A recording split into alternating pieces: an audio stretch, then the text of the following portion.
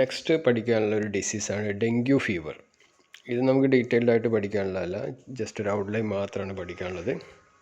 അപ്പോൾ നമുക്ക് അറിയാവുന്ന ഒരു ഡിസീസ് തന്നെയാണ് ഡെങ്കു ഫീവർ അല്ലേ. ഇടയ്ക്കിടയ്ക്ക് മഴക്കാലമൊക്കെ വന്നു കഴിഞ്ഞാൽ ഡെങ്കു ഫീവർ വരാറുണ്ട്. ഇപ്പോൾ 4-5 വർഷങ്ങളായിട്ട് തുടർച്ചയായി കേരളത്തിലെ എല്ലാ മഴക്കാലത്തും ഡെങ്കു ഫീവർ, ഡെങ്കിപ്പനി റിപ്പോർട്ട് ചെയ്യാറുണ്ട്. ഇപ്പോൾ ഡെങ്കിപ്പനി റിപ്പോർട്ട് എന്നുള്ളത് കൊണ്ട് തന്നെ മഴക്കാലം ആവുന്നതിന് മുമ്പ് നമ്മുടെ പഞ്ചായത്തുകളും അതുപോലെ തന്നെ നമ്മുടെ ഹെൽത്ത് സെൻ്ററുകളൊക്കെ നമ്മുടെ പരിസരമൊക്കെ വൃത്തിയാക്കാറുണ്ട്. വെള്ളം കെട്ടി നിൽക്കാൻ ഇടയാകുന്ന സാഹചര്യങ്ങളൊക്കെ ഒഴിവാക്കാൻ വേണ്ടി ശ്രമിക്കാറുണ്ട്. കാരണം ഈ കെട്ടി നിൽക്കുന്ന വെള്ളത്തിൽ മുട്ടയിട്ട് പെരുകുന്ന ഏഡിസ് ഈജിപ്തി എന്ന് പറയുന്ന എല്ലാ കൊതുകുകളും അങ്ങനെ തന്നെയാണ്. ഏഡിസ് ഈജിപ്തി വിഭാഗത്തിൽപ്പെടുന്ന കൊതുകുകളാണ് ഈ ഡെങ്കിപ്പനി പകർത്തുന്നത്. അതുകൊണ്ട് തന്നെ വെള്ളം കെട്ടി നിൽക്കുന്നത് മാക്സിമം ഒഴിവാക്കി കഴിഞ്ഞാൽ നമുക്കൊരു പരിധി വരെ ഈ കൊതുകിൻ്റെ വർധനവ് ഒഴിവാക്കാൻ പറ്റുകയും അതുമൂലം നമുക്ക് ഈ ഡിസീസിനെ ഒരു പരിധി വരെ കൺട്രോൾ ചെയ്യാനും പറ്റും. അപ്പോൾ ഈ ഡെങ്കിപ്പനിനെ നമ്മൾ വേറെ പല പേരിലും അറിയപ്പെടാറുണ്ട്. ഇതിനെ ബ്രേക്ക് ബോൺ ഡിസീസ് എന്നൊക്കെ പറയാറുണ്ട്, അല്ലെങ്കിൽ ബ്രേക്ക് ബോൺ ഫീവർ എന്നും പറയാറുണ്ട്. കാരണം ഇത് വന്നു കഴിഞ്ഞാൽ നമ്മുടെ ശരീരത്തിലെ ജംഗ്ഷനിലും ജോയിൻസിലും ഒക്കെ ഭയങ്കര പെയിനായിരിക്കും. 1-2 വർഷങ്ങളോളം നീണ്ടു നിൽക്കുന്ന പെയിൻഫുള്ളായിരിക്കും. നമുക്കൊരു വാദമൊക്കെ വന്നൊരു ഫീലിംഗ് ഒക്കെ ഉണ്ടാവും വന്നു കഴിഞ്ഞാൽ. അപ്പോൾ ഇതൊരു ഡേഞ്ചറസ് ആയിട്ടുള്ള പെയിൻഫുള്ളായിട്ടുള്ള ആളുകൾ മരിച്ചു പോകാനൊക്കെ സാധ്യത കൂടുതലുള്ള ഒരു ഡിസീസാണ് ഡെങ്കിപ്പനി എന്ന് പറയുന്നത്. അപ്പോൾ ഈ ഡെങ്കിപ്പനി പടർത്തുന്ന കൊതുകുകളുടെ പേര് ഏഡിസ് ഈജിപ്തിയാണ്. അപ്പോൾ ഇതിൻ്റെ പ്രത്യേകത ഈ കൊതുകിലൂടെ മാത്രമേ ഇതിനെ ട്രാൻസ്മിറ്റ് ചെയ്യാൻ പറ്റും. അല്ലാതെ പേഴ്സൺ ടു പേഴ്സൺ അല്ലെങ്കിൽ മാൻ ടു മാൻ ട്രാൻസ്മിഷന് ഇവിടെ സാധ്യമല്ല കേട്ടോ. കൊതുകിലൂടെ മാത്രമേ, മലേറിയൊക്കെ പോലെ തന്നെ കൊതുകിലൂടെ മാത്രമേ ഇതിനെ ട്രാൻസ്മിറ്റ് ചെയ്യാൻ പറ്റുള്ളൂ. അപ്പോൾ നോക്കാം നമുക്ക്. Dengue fever is A painful debilitating mosquito-borne disease caused by any one form of closely related dengue virus. This virus is related to viruses that cause West Nile infection and yellow fever. അപ്പോൾ yellow ഫീവറും അതുപോലെ west Nile ഇൻഫെക്ഷനൊക്കെ പടർത്തുന്ന വൈറസുകളോട് ഏറെ സാമ്യമുള്ളൊരു virus തന്നെയാണ് നമുക്ക് dengue ഫീവറും അല്ലെങ്കിൽ ഡെങ്കിപ്പനിയും ഉണ്ടാക്കുന്നത്. അപ്പോൾ incidents ഇത് എവിടെയൊക്കെയാണ് എന്തൊക്കെയുള്ളത് ആവശ്യമില്ല. തായ്വാൻ, സൗത്ത് ഏഷ്യ, ചൈന എന്നൊക്കെ പറഞ്ഞാൽ ഏതൊക്കെ രാജ്യങ്ങളിലുള്ളതാണ്, നമുക്ക് ആവശ്യമില്ല. അപ്പോൾ നമുക്ക് ട്രാൻസ്മിഷൻ നമുക്കറിയാം എങ്ങനെയാണ് ട്രാൻസ്മിറ്റ് ചെയ്യുന്നത്. ഞാൻ ഓൾറെഡി പറഞ്ഞു. കാരണം കൊതുകിലൂടെ ഏഡിസ് ഈജിപ്തി എന്ന് പറയുന്ന കൊതുകിലൂടെയാണ് ഈ വൈറസ് ഒരാളിൽ നിന്ന് വേറൊരാളിലേക്ക് ട്രാൻസ്മിറ്റ് ചെയ്യുന്നത്. അതായത് ഒരു ഡെങ്കി ഇൻഫെക്ഷനുള്ള ഒരാളിനെ അല്ലെങ്കിൽ ഇൻഫെക്റ്റഡ് ആയിട്ടുള്ള ഒരാളിനെ ഒരു കൊതുക് കടിക്കുകയും ആ കൊതുകിൻ്റെ ശരീരത്തിലേക്ക് ഈ ബ്ലഡിൻ്റെ കൂടെ ഡെങ്കു വൈറസുകൾ എൻ്റർ ചെയ്യുകയും ആ കൊതുക് വേറൊരു അൺഇൻഫെക്റ്റഡ് ആയിട്ടുള്ള ഹെൽത്തി ആയിട്ടുള്ള ഒരാളെ കടിക്കുമ്പോൾ ആ കടിക്കുന്ന ആളിലേക്ക് ഈ കൊതുകിൻ്റെ ശരീരത്തിലുള്ള ഈ ഡെങ്കു വൈറസ് എൻ്റർ ചെയ്യുകയും അയാളിലേക്ക് ഡിസീസ് ട്രാൻസ്മിറ്റ് ചെയ്യുകയാണ് സാധാരണഗതിയിൽ ചെയ്യുന്നത്. അപ്പോൾ നോക്കാം. Dengue fever is transmitted by a bite of an Aedes mosquito infected with a dengue virus. The mosquito becomes infected when it bites a person with the dengue virus in their blood. It can't spread directly from one person to another person. Already പറഞ്ഞില്ലേ, person to person transmission ഇവിടെ നടക്കില്ല. ഇനി സാധാരണഗതിയിൽ ഇതിൻ്റെ period of കമ്മ്യൂണിക്കബിലിറ്റി, ഇത് പടർത്താൻ കഴിയുന്നത് ഈ രോഗിക്ക് ഏത് സമയത്താണ് ഇത് പടർത്താൻ കഴിയുന്നത് എന്നാണ്, അല്ലെങ്കിൽ കൊതുക് വഴി പടർത്താൻ കഴിയുന്നത് വെച്ചാൽ first 4 to 5 days of illness അല്ലേ. ഈ അയാൾക്ക് അസുഖം ഉണ്ടായി ആദ്യത്തെ 4-5 ദിവസത്തിൻ്റെ ഉള്ളിൽ കൊതുക് കടിച്ചാൽ മാത്രമാണ് ഈ വൈറസ് കൊതുകിൻ്റെ ശരീരത്തിലേക്ക് പോകുന്നതും ആ കൊതുക് വേറൊരാളുടെ ശരീരത്തിലേക്ക് ഇത് ട്രാൻസ്മിറ്റ് ചെയ്യപ്പെടുകയും ചെയ്യുന്നത്. ഇതിൻ്റെ incubation period varies from 5 to 10 days ആണ്. ഏകദേശം 5 മുതൽ 10 ദിവസം വരെയാണ് ഇതിൻ്റെ ഇൻക്യുബേഷൻ പീരീഡ് എന്ന് പറയുന്നത്. Mode of transmission it is by the bite of infective female Aedes aegypti mosquitoes എന്താ നമുക്കറിയാം. ഇനി how dengue fever spreads already കാണിച്ചു തന്നു അല്ലേ. ഇതൊരു കൊതുകാണ്. ഈ കൊതുക് എന്ത് ചെയ്യും, ഒരു ഇൻഫെക്റ്റഡ് ആയിട്ടുള്ള ആളെ കുത്തും. ആ കൊതുകിൻ്റെ ശരീരത്തിലേക്ക് ഡെങ്കു വൈറസ് എൻ്റർ ചെയ്യും.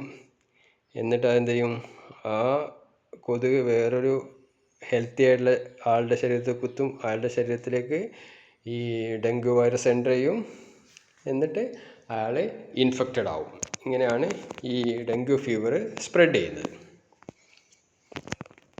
റിസ്ക് ഫാക്ടേഴ്സ് ആർക്കൊക്കെയാണ് ഇത് വരാൻ സാധ്യതയുള്ളത് വെച്ചാൽ, ഈ ട്രോപ്പിക്കൽ ഏരിയയിലാണ് കൂടുതൽ അല്ലേ, ഉഷ്ണമേഖല പ്രദേശങ്ങളിൽ, ആഫ്രിക്ക ഒക്കെ പോലുള്ള സ്ഥലങ്ങളിൽ, അല്ലെ ഇന്ത്യ പോലുള്ള സ്ഥലങ്ങളിലൊക്കെയാണ്, സബ് ട്രോപ്പിക്കൽ റീജിയനിലൊക്കെയാണ് സാധാരണഗതിയിൽ ഈ ഇൻഫെക്ഷൻ കൂടുതലായിട്ടുള്ളത്. അപ്പോൾ അത്തരം സ്ഥലങ്ങളിൽ പോകുന്ന ആളുകൾക്ക് ഈ ഡിസീസ് വരാനുള്ള സാധ്യത കൂടുതലാണ്. അതുപോലെ തന്നെ മുമ്പ് ഒരിക്കലും ഈ ഡെങ്കു ഇൻഫെക്ഷൻ ഉണ്ടായിരുന്ന ആൾക്ക് വീണ്ടും വരാനുള്ള സാധ്യത വളരെ വളരെ കൂടുതലാണ്. അപ്പോൾ അത്തരം ആൾക്കാർക്ക് റിസ്ക് ഉണ്ട്, അവർ പ്രത്യേകം ശ്രദ്ധിക്കണം ഇങ്ങനെ ഒരു ഔട്ട് ബ്രേക്ക് ഓഫ് ഡിസീസ് വന്നു കഴിഞ്ഞാൽ. ഇനി സിംറ്റംസ്, ഡെങ്കുവിൻ്റെ സിംറ്റംസ്.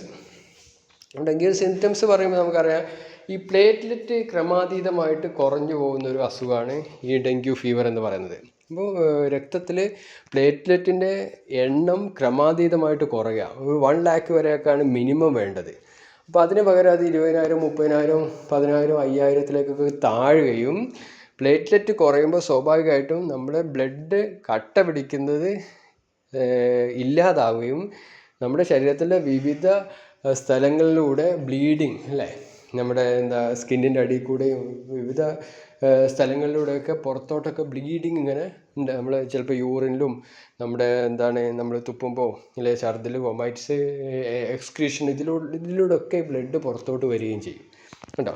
അപ്പോൾ നമ്മൾ ഇതിന് ട്രീറ്റ്മെൻറ്റിന് വേണ്ടി സാധാരണ ചെയ്യുന്നത്, പ്ലേറ്റ്ലെറ്റ് കുറയുമ്പോൾ ബ്ലഡ് കയറ്റി കൊടുക്കുക, അല്ലെങ്കിൽ നമുക്ക് പ്ലേറ്റ്ലെറ്റ് മാത്രം വാങ്ങാൻ കിട്ടും. ആ പ്ലേറ്റ്ലെറ്റ് ഈ പേഷ്യൻ്റെ ശരീരത്തിലേക്ക് ഇഞ്ചെക്റ്റ് ചെയ്ത് അല്ലെങ്കിൽ ട്രാൻസ്ഫ്യൂസ് ചെയ്ത് അവരുടെ ശരീരത്തിലെ പ്ലേറ്റ്ലെറ്റിൻ്റെ എണ്ണം കൂട്ടുക എന്നുള്ളത് ഏറ്റവും പ്രധാനപ്പെട്ട ഒരു ട്രീറ്റ്മെൻറ്റാണ്.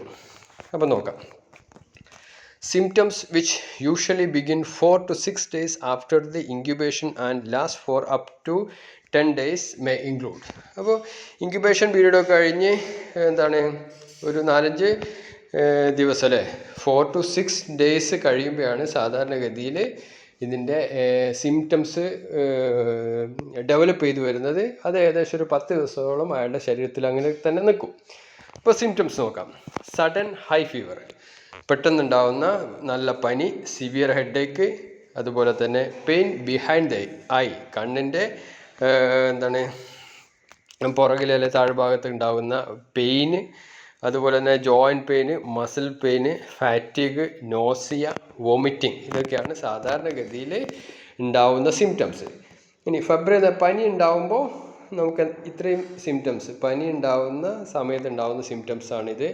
അതിൽ എന്തൊക്കെയാണ് ഉണ്ടാവുന്ന? ഫെബ്രൈൽ ഫേസ് എന്ന് പറഞ്ഞാൽ പനിയുള്ള സമയത്ത്, sudden onset of fever, headache, mouth and nose bleeding, വായിന്ന് മൂക്കിന്നൊക്കെ ബ്ലഡ് വരിക, muscle and joint pains, muscle പെയിനും ജോയിൻറ്റ് പെയിനും, വോമിറ്റിങ്, റാഷ് ആൻഡ് ഡയേറിയ. ഇത്രയാണ് ഫെബ്രുവരി ടൈമിൽ അല്ലെ പനിയുള്ള സമയത്ത് ഉണ്ടാവുന്നത്. ഇനി ഈ രോഗി ക്രിട്ടിക്കൽ ഫേസിലേക്ക് വന്നു കഴിഞ്ഞാൽ അയാൾക്ക് ഉണ്ടാകുന്ന സിംറ്റംസാണ് ഇവിടെ കാണുന്നത്. ഇതാണ് ക്രിട്ടിക്കൽ ഫേസിലുണ്ടാവുന്നത്. അതിലുണ്ടാവുന്നത് എന്താണ്? ഹൈപ്പോടെൻഷൻ, അല്ലേ, നമ്മൾ BP കുറയുക, അതുപോലെ തന്നെ പ്ലൂറൽ എഫ്യൂഷൻ എന്ന് പറഞ്ഞാൽ പ്ലൂറൽ ഫ്ലൂയിഡ് ഡിസ്ചാർജ് ഉണ്ടാവുക, പ്ലൂറൽ ഫ്ലൂയിഡിൻ്റെ ഡിസ്ചാർജസ് ഉണ്ടാവുക. അതുപോലെ തന്നെ അസൈറ്റ്സ് എന്ന് പറഞ്ഞാൽ ഈ നമ്മളെ എൻഡോത്തീലിയൽ സെൽസൊക്കെ ഡാമേജ് ആകുക. എൻഡോത്തീലിയൽ സെല്ല് ഡാമേജ് ആകുമ്പോൾ സ്വാഭാവികമായിട്ടും ഈ നമ്മുടെ ശരീരത്തിൽ നിന്ന് ഫ്ലൂയിഡിൻ്റെ ലീക്കേജ് ഉണ്ടാവും. എൻഡോത്തീലിയൽ സെല്ല് ഡാമേജ് ആവുകയും അതിൻ്റെ ഫലമായിട്ട് ഫ്ലൂയിഡിൻ്റെ ലീക്കേജ് ഉണ്ടാവുകയും ചെയ്യും. അതാണ് അസൈറ്റ്സ് എന്ന് പറയുന്നത്. അതുപോലെ ഗ്യാസ്ട്രോ ഇൻറ്റസ്റ്റൈനൽ ബ്ലീഡിങ്, നമ്മുടെ വയറിൽ നിന്നൊക്കെ ചെറിയ ചെറിയ ബ്ലീഡിങ് ഉണ്ടാവും. ഇതാണ് ക്രിട്ടിക്കൽ ഫേസ്. ഈ ഫേസിൽ ആൾ റിക്കവർ ആയിട്ടില്ലെങ്കിൽ വലിയ ബുദ്ധിമുട്ടാണ്, പിന്നെ ട്രീറ്റ് ചെയ്ത് മാറ്റാൻ ബുദ്ധിമുട്ടാണ്. ഇനി മൂന്നാമത്തതാണ് റിക്കവറി.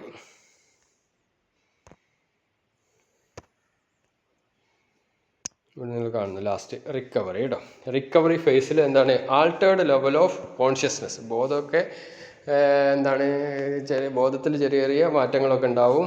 അതുപോലെ തലകറക്കം ഉണ്ടാവും, ചൊറിച്ചിൽ, അതുപോലെ തന്നെ ഹേർട്ട് റേറ്റ് പതുക്കെ ആവുക. ഇതൊക്കെയാണ് അസുഖം മാറി വരുന്ന സമയത്തുള്ള സിംറ്റംസ്. പിന്നെ skin rash which appears 2 to 5 days after the onset of fever. അപ്പോൾ ഫീവർ വന്നു കഴിഞ്ഞാൽ 4-5 ദിവസം കഴിയുമ്പോഴേക്കും നമ്മുടെ ശരീരത്തിൽ ചെറിയ ചെറിയ ചുവന്ന ചിണർപ്പുകളും പാടുകളൊക്കെ കാണാൻ പറ്റും. അതുപോലെ തന്നെ മൈൽഡ് ചെറിയ ബ്ലീഡിങ് അല്ലേ, മൂക്കിലൂടെയും അതുപോലെ തന്നെ ഗംസ്, ഐ ബ്രൂയിസിങ്ങിലൊക്കെ ഐ ബ്രൂയിസിങ് അല്ല, ഗമ്മിലൂടെയൊക്കെ ഉണ്ടാകുന്ന ചെറിയ ചെറിയ ബ്ലീഡിങ്സ്, അങ്ങനെ ചെറിയ ചെറിയ ബ്ലീഡിങ് ഉണ്ടാവും. അതുപോലെ തന്നെ ഐ ബ്രൂയിസ് എന്ന കണ്ണിൻ്റെ സ്കിന്നിൻ്റെ ഉള്ളിലുണ്ടാവുന്ന ബ്ലീഡിങ് ആണ് എന്ത്, ഓർ ഈസി ബ്രൂയിസിങ് എന്നുണ്ടോ, ഐ അല്ല, ഈസി ബ്രൂയിസിങ്. ഈസി ബ്രൂയിസിങ് എന്ന് പറഞ്ഞു കഴിഞ്ഞാൽ ഈ സ്കിന്നിൻ്റെ അടിയിലൊക്കെ ഉണ്ടാവുന്ന ബ്ലീഡിങ്. പിന്നെ സിവിയർ ആയിട്ടുള്ള അബ്ഡോമിനൽ പെയിൻ, നല്ല വയറുവേദന ഉണ്ടാവും.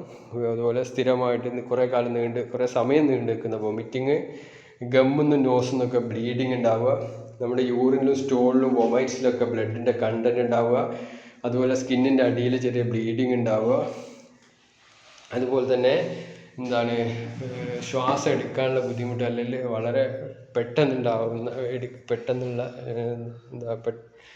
വളരെ വേഗത്തിൽ ശ്വാസം എടുക്കുക. അതുപോലെ തന്നെ എന്താണ്, കോൾഡ് ഓർ ക്ലാമി സ്കിൻ എന്ന് പറഞ്ഞാൽ വെറ്റി ആയിട്ടുള്ള അല്ലെങ്കിൽ എന്താണ് സ്വെറ്റി ആയിട്ടുള്ള skin, fatigue, irritability or restlessness, നമുക്ക് എന്താണ് ഒരു സ്ഥലത്ത് ഇരിക്കാൻ പറ്റാത്ത അവസ്ഥ ഉണ്ടാവുക. ഇനി ഇൻവെസ്റ്റിഗേഷനിൽ നമുക്ക് നേരത്തെ പറഞ്ഞ പോലെ പ്ലേറ്റ്ലെറ്റ് കൗണ്ട് നോക്കാം. ഇപ്പോൾ അതുപോലെ തന്നെ RT-PCR ചെയ്യാം, എലൈസ ചെയ്യാം, IgM എലൈസ ചെയ്യാം, IgE എലൈസ, അങ്ങനെ പല രീതിയിലും നമുക്കിതിനെ ഡയഗ്നോസ് ചെയ്ത് കണ്ടുപിടിക്കാൻ പറ്റും. ഏറ്റവും പ്രധാനപ്പെട്ട ഡയഗ്നോസിസ് പ്ലേറ്റ്ലെറ്റ് കൗണ്ട് ചെയ്യുക തന്നെയാണ് കേട്ടോ. ഇനി കോംപ്ലിക്കേഷനിൽ ഹെമറേജിക് ആൻഡ് ഷോക്ക് സിൻഡ്രോം, അല്ലെ ബ്ലീഡിങ് വന്നിട്ട് ആളുകൾ മരിച്ചു പോകാനുള്ള സാധ്യതയുണ്ട്. അതുപോലെ ഡീഹൈഡ്രേഷൻ ഉണ്ടാവാം, ബ്ലീഡിങ്, ഹെമറേജ് ഉണ്ടാവാം, low platelets, low blood pressure, slow heart rate, liver damage, neurological damage, death, ഇതൊക്കെയാണ് ഇതിൻ്റെ കോംപ്ലിക്കേഷൻ എന്ന് പറയുന്നത്. ഇനി ഇത് വരാതിരിക്കാൻ എന്തൊക്കെ ശ്രദ്ധിക്കുക എന്ന് വെച്ചാൽ, ഞാൻ തുടക്കത്തിൽ തന്നെ പറഞ്ഞിരുന്നു, എന്താണ് ഈ ഏഡസ് ഈജിപ്തി പറഞ്ഞ കൊതുകിൻ്റെ കടിയേൽക്കാതെ രക്ഷപ്പെടുക, അല്ലെങ്കിൽ കടിയേൽക്കാതെ നോക്കുക എന്നുള്ളതാണ് ഇതിൻ്റെ ആദ്യത്തെ പ്രിവെൻറ്റീവ് മെഷർമെൻ്റ് എന്ന് പറയുന്നത്. അപ്പോൾ അതിന് വേണ്ടിയിട്ട് നമുക്ക് കൊതുകുകളെ തുരത്താനുള്ള നടപടികളെടുക്കാം. ഇനി അത് നടക്കുന്നില്ലെങ്കിൽ നമുക്ക് കൊതുകിൻ്റെ കടി ഏൽക്കാതിരിക്കാൻ വേണ്ടിയിട്ട് എന്താണ്, നമുക്ക് അത്തരം വസ്ത്രങ്ങൾ ധരിക്കാം, അല്ലെങ്കിൽ കൊതുകിനെ അകറ്റാൻ വേണ്ടിയിട്ടുള്ള മോസ്കിറ്റോ റിപ്പല്ലൻസ് ഉപയോഗിക്കാം, അല്ലെങ്കിൽ കൊതുക് വലകൾ ഉപയോഗിക്കാം, അല്ലെങ്കിൽ കൊതുക് തിരികൾ ഉപയോഗിക്കാം, അങ്ങനെ എന്തെങ്കിലുമൊക്കെ ഉപയോഗിക്കാം. അപ്പോൾ ഏത് മെത്തേഡ് ഉപയോഗിച്ച് കഴിഞ്ഞാലും കൊതുകിൻ്റെ കടി ഏൽക്കാതിരിക്കുക എന്നുള്ളതാണ് ഇതിൽ ഏറ്റവും പ്രധാനപ്പെട്ട മെത്തേഡ്സ് കേട്ടോ. നോക്കാം. There is no vaccines to prevent dengue fever. The best way to prevent the disease to prevent bite by infected mosquitoes, particularly in living in or traveling to a tropical area. നേരത്തെ പറഞ്ഞ പോലെ this is involved protecting and making effort to keep the mosquito population down. Stay away from heavily populated residential areas. ഒരുപാട് ആളുകൾ തിങ്ങിപ്പാർക്കുന്ന സ്ഥലങ്ങളിൽ താമസിക്കാതിരിക്കുക. Mosquito repellents ഉപയോഗിക്കുക. ഇൻഡോറിലാണെങ്കിൽ പോലും, ഉള്ളിൽ ആണെങ്കിൽ പോലും, അല്ലെങ്കിൽ റൂമിൻ്റെ അകത്താണെങ്കിൽ പോലും മോസ്കിറ്റോ റിപ്പല്ലൻ്റ് ഉപയോഗിക്കുക. ഔട്ട്ഡോറിൽ പോകുമ്പോൾ നമ്മൾ എന്ത് ചെയ്യുക, ഫുൾ കൈ ഷർട്ടൊക്കെ ഉപയോഗിക്കുക. അതുപോലെ പാൻസ്, സോക്സൊക്കെ ഇട്ടിട്ട് എന്താണ് ശരീരത്തിൻ്റെ ഭാഗങ്ങൾ എക്സ്പോസ് ചെയ്യുന്നത് ഒഴിവാക്കുക. ഇനി when indoors use air conditioning if available. Air condition ഉള്ളവർ അതൊക്കെ യൂസ് ചെയ്യുന്ന, അങ്ങനെ ചെയ്ത് കഴിഞ്ഞാൽ ഈ ജനലിൻ്റെ ഉള്ളിലൂടെയൊക്കെ കൊതുക് അകത്തേക്ക് കയറുന്നത് തടയാൻ പറ്റും. അപ്പോൾ ഇത്രയൊക്കെയാണ് നമുക്ക് ഡെങ്കു ഫീവറിനെ കുറിച്ച് പറയാനുള്ളത്.